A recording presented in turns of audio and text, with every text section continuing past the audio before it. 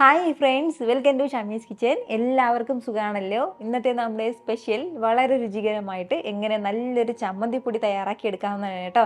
മാസങ്ങളോളം നമുക്ക് ഈ ചമ്മന്തിപ്പൊടി കേടാക്കാതെ സൂക്ഷിക്കാനും പറ്റുന്നതാണ്. അപ്പോൾ ഈ വീഡിയോ ഇഷ്ടമായാൽ ഇതൊന്ന് ലൈക്ക് ചെയ്യാനും കൂടെ തന്നെ സബ്സ്ക്രൈബ് ചെയ്യാനും ആ തൊട്ടടുത്ത് കാണുന്ന ബെല്ലൈക്കൻ്റെ ഓൾ മറക്കാതെ കൂടെ ഒന്ന് പ്രസ് ചെയ്തേക്കണേ. എന്നാൽ ശരി, ഇതെങ്ങനെയാണ് തയ്യാറാക്കുന്നത് വേഗം ഒന്ന് കണ്ടു നോക്കാം. നമ്മുടെ ഈ ചമ്മന്തിപ്പൊടി തയ്യാറാക്കി എടുക്കാനായിട്ട് ആദ്യം നമുക്ക് വേണ്ടത് ചിരകിയ തേങ്ങയാണ്. 2 തേങ്ങയാണ് കേട്ടോ ഞാനിപ്പോൾ ഇത് ചിരകി എടുത്തിട്ടുള്ളത്. അപ്പോൾ തേങ്ങ എടുക്കുമ്പോൾ പ്രത്യേകം ശ്രദ്ധിക്കേണ്ടത് നല്ല വിളഞ്ഞ തേങ്ങ നോക്കി എടുക്കണം. അതുപോലെ തന്നെ ഫ്രിഡ്ജിൽ വെച്ചിരിക്കുന്ന തേങ്ങ എടുക്കരുത്, നല്ല ഫ്രഷ് ആയിട്ട് തന്നെ ചിരകി എടുക്കാൻ വേണ്ടി പ്രത്യേകം ശ്രദ്ധിക്കണം. അതുപോലെ തന്നെ ഒരുപാട് ഇങ്ങനെ വലിയ വലിയ കട്ടകളൊന്നും ഇല്ലാതിരിക്കണം കേട്ടോ. കട്ടകളൊക്കെ ഉണ്ടെങ്കിൽ അതൊന്ന് എടുത്ത് മാറ്റി വയ്ക്കണം. ഈ 2 തേങ്ങ എടുത്തെങ്കിൽ മാത്രമേ നന്നായിട്ട് വറുത്ത് പൊടിച്ചെടുക്കുമ്പോഴത്തേക്കും അതിൻ്റെ പകുതിയെങ്കിലും നമുക്ക് കിട്ടുള്ളൂ. അപ്പോൾ ഇത്രയും ആയിക്കഴിഞ്ഞാൽ പിന്നെ വേണ്ടത്, ഞാനിപ്പോൾ ഒരു കടായി ഒന്ന് അടുപ്പത്തേക്ക് വെച്ചിട്ടുണ്ട്. അതൊന്ന് ചൂടായി വരുന്ന സമയം ഇതിലേക്ക് നമുക്ക് തേങ്ങ ചേർത്ത് കൊടുക്കാവുന്നതാണ്. തേങ്ങ ചേർത്ത് കൊടുത്തിട്ട് ഫ്ലെയിം ഒന്ന് ഹൈയിൽ വെച്ചിട്ട് ഒരു 2-3 മിനിറ്റ് നമുക്കൊന്ന് വറുത്ത് കൊടുക്കാം. നമ്മുടെ ആ തേങ്ങയിലുള്ള അധിക വെള്ളം ഒന്ന് വറ്റിക്കിട്ടാനാണ് ഫസ്റ്റ് നമ്മൾ 2-3 മിനിറ്റ് ഒന്ന് വറുത്ത് കൊടുക്കുന്നത്. കൈയെടുക്കാതെ തന്നെ ഒന്ന് ഇളക്കി കൊടുക്കാൻ വേണ്ടി പ്രത്യേകം ശ്രദ്ധിച്ചേക്കണം. അതല്ലാന്നുണ്ടെങ്കിൽ അത് അടുക്കി പിടിക്കും. ഫ്ലെയിം ഒന്ന് ഹൈയിൽ വെച്ചിട്ട് ഒരു 2-3 മിനിറ്റ് ഞാൻ ഒന്ന് വറുത്ത് കൊടുത്തിട്ടുണ്ട്. അപ്പോഴത്തേക്കും ആ തേങ്ങയിലുണ്ടായിരുന്ന ആ ഒരു അധിക വെള്ളം ഒന്ന് മാറിയിട്ടുണ്ട്. ഈ ഒരു രീതിക്ക് നന്നായിട്ട് ഇങ്ങനെ ഒറ്റയായിട്ട് കിട്ടിയിട്ടുണ്ട് കേട്ടോ തേങ്ങ. അപ്പോൾ ഈ ഒരു സമയത്ത് നമുക്കിനി ചേർക്കേണ്ടത് 1 ടീസ്പൂൺ നിറയെ മുഴുവൻ മല്ലി എടുത്തിട്ടുണ്ട്. മല്ലി ചേർക്കാവുന്നതാണ്. കൂടെ അതേ അളവിൽ തന്നെ 1 ടീസ്പൂൺ കുരുമുളകും കൂടി, മുഴുവൻ കുരുമുളക്. ഇനി നമുക്കിതിലേക്ക് വേണ്ടത് ഇഞ്ചിയാണ്. മീഡിയം സൈസിൽ ചെറിയൊരു പീസ് അളവിൽ ഇഞ്ചി ഒന്ന് ചെറുതായിട്ട് കനം കുറച്ചിട്ട് വേണം കേട്ടോ ഒന്ന് അരിഞ്ഞ് ചേർക്കാനായിട്ട്. ഇനി നമുക്കിതിലേക്ക് വേണ്ടത് വറ്റൽമുളകാണ്. ഒരു 15ഓളം വറ്റൽമുളക് എടുത്തിട്ടുണ്ട്. നമ്മുടെ എരിവിനനുസരിച്ചിട്ട് വറ്റൽമുളകിൻ്റെ അളവ് കൂട്ടുകയും കുറയ്ക്കുകയൊക്കെ ചെയ്യാവുന്നതാണ്. ഇത് ഇത്രയും ചേർത്തിട്ട് ഫ്ലെയിം ഒന്ന് മീഡിയത്തിൽ വെച്ചിട്ട് നല്ല രീതിക്ക് നമുക്കൊന്ന് വറുത്ത് കൊടുക്കാവുന്നതാണ്. ഇനി ഫ്ലെയിം നമ്മൾ ഹൈയിൽ വെക്കരുത്, മീഡിയം ഫ്ലെയിമിൽ വെച്ചിട്ടൊന്ന് വറുത്തെടുക്കാവുന്നതാണ്. പ്രത്യേകം നമ്മളിതിൽ ശ്രദ്ധിക്കേണ്ടത് കൈയെടുക്കാതെ തന്നെ ഇളക്കി കൊടുത്തുകൊണ്ടേ ഇരിക്കണം. നമ്മളിപ്പോൾ ഇങ്ങനെ ഒരല്പസമയം ഒന്ന് മാറി നിൽക്കുകയാണെന്നുണ്ടെങ്കിൽ അടിയിലുള്ള തേങ്ങ പെട്ടെന്ന് കളറ് മാറിപ്പോകും. അങ്ങനെ ആകരുത്. എല്ലാ തേങ്ങയും ഒരുപോലെ വേണം നമുക്കൊന്ന് വറന്ന് കിട്ടാനായിട്ട്. ഇതിൻ്റെ കളർ നല്ലൊരു ലൈറ്റ് ബ്രൗൺ കളറാകണം. ആ ഒരു സമയം വരെ ഒന്ന് വറുത്ത് കൊടുക്കേണ്ടതായിട്ടുണ്ട്. ഇനി ഹൈയിൽ വെക്കരുത്, ഫ്ലെയിം തീരെ കുറച്ച് വെക്കേണ്ട ആവശ്യമില്ല. നല്ല രീതിക്ക് ഒന്ന് വറുത്ത് കൊടുക്കുക. ഇതെല്ലാം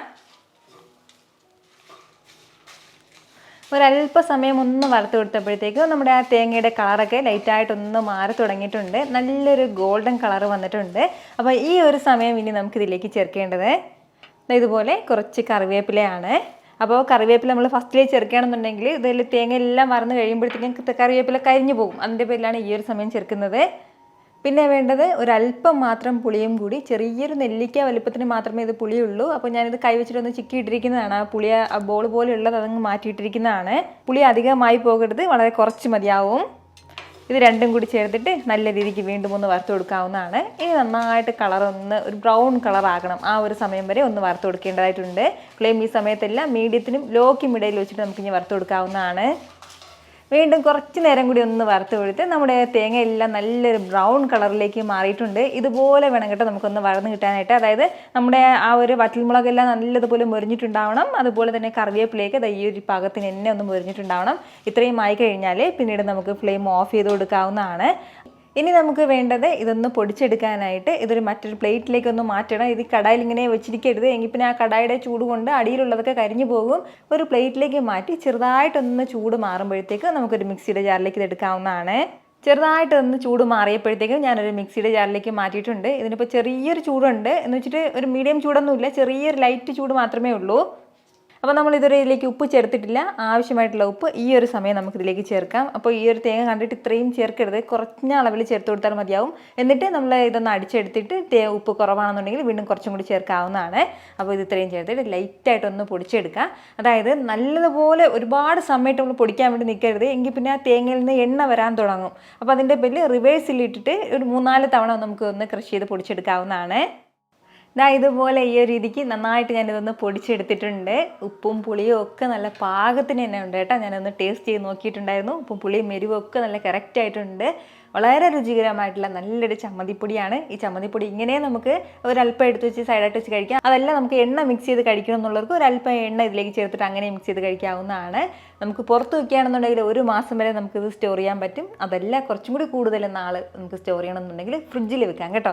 അത് നല്ലൊരു എയർടൈറ്റായിട്ടുള്ള ബോട്ടിലാക്കി ഫ്രിഡ്ജിൽ നമുക്ക് സൂക്ഷിക്കാവുന്നതാണ്. കുട്ടികൾക്കൊക്കെ ലഞ്ച് ബോക്സിൽ ചോറിൻ്റെ കൂടെ സൈഡിൽ വെക്കാനൊക്കെ നല്ല ബെസ്റ്റ് ആയിട്ടുള്ള ചമ്മന്തിപ്പൊടിയാണ്. ഉറപ്പായിട്ട് ഇതുപോലെ നിങ്ങളൊന്ന് ട്രൈ ചെയ്ത് നോക്കിയിട്ട് നിങ്ങളുടെ ഫീഡ്ബാക്ക് എനിക്കൊന്ന് മറക്കാതെ അറിയിച്ചേക്കണം. കാരണം നിങ്ങളുടെ ഫീഡ്ബാക്ക് കാണുമ്പോഴായിരിക്കും അത് മറ്റുള്ളവർക്കും തയ്യാറാക്കി നോക്കണം എന്നുള്ളൊരു പ്രചോദനം ഉണ്ടാകുന്നത്. ഇത്ര എളുപ്പത്തിലും രുചികരമായിട്ടാണല്ലേ നമ്മൾ തയ്യാറാക്കി എടുത്തിട്ടുള്ളത്. അപ്പോൾ ഇത് ഇഷ്ടമായാൽ ഇതൊന്ന് ലൈക്ക് ചെയ്യാനും കൂടെ തന്നെ നിങ്ങളുടെ ഫ്രണ്ട്സിനും ഫാമിലിക്കും എല്ലാവർക്കും ഇതൊന്ന് ഷെയർ കൂടി ചെയ്ത് കൊടുത്തേക്കണം. ഇതുപോലുള്ള റെസിപ്പിക്ക് വേണ്ടിയിട്ട് നമ്മുടെ ഷാമീസ് കിച്ചൻ ചാനൽ ഫോളോ ചെയ്യാനും സബ്സ്ക്രൈബ് ചെയ്യാനൊന്നും ആരും മറക്കരുത്. വീണ്ടും നല്ലൊരു ഷാർ വീഡിയോ ആയിട്ട് നാളെ കാണാം. അതുവരേക്കും എല്ലാവരും ഹാപ്പി ആയിട്ടിരിക്കുക, സന്തോഷമായിട്ടിരിക്കുക, എല്ലാവരും സേഫ് ആയിട്ടിരിക്കണം. Take care friends. ടാറ്റാ.